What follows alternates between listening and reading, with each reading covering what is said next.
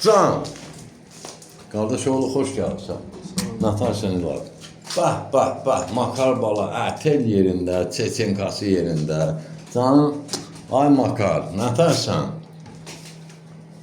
Holden Shedres ətri yerində. Hə, bugünkü ev tapşırığıdır da, bunu evdə çalmalısan, öyrənməlisən, amma elə bala məktəbidir bura. Yəni, deməyə ehtiyac yoxdur da. Söz səndə.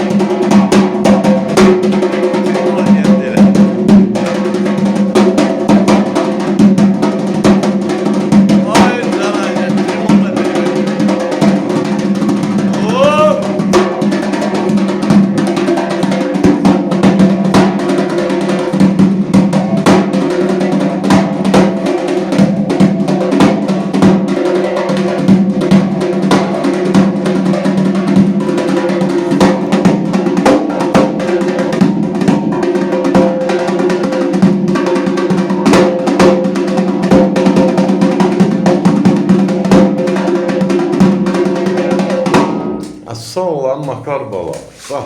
Bax. Tellər yerində, eslər yerində, sağlı sollu trimolu yerində. Hamısı yerindədir. Ay maşallah. Öpürəm. Elvəniz müəllimi yaşayış yeri, Gəncə şəhəri iş yerimizdən Milçılar Mədəniyyət Sarayının qapısı.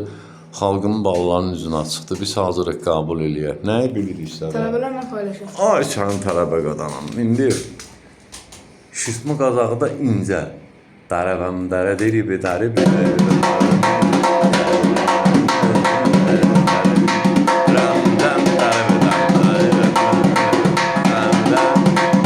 İndi səsli qazağı.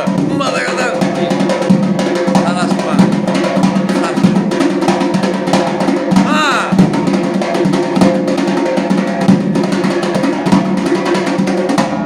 Sağ olan makar bala, sağ ol. Əla.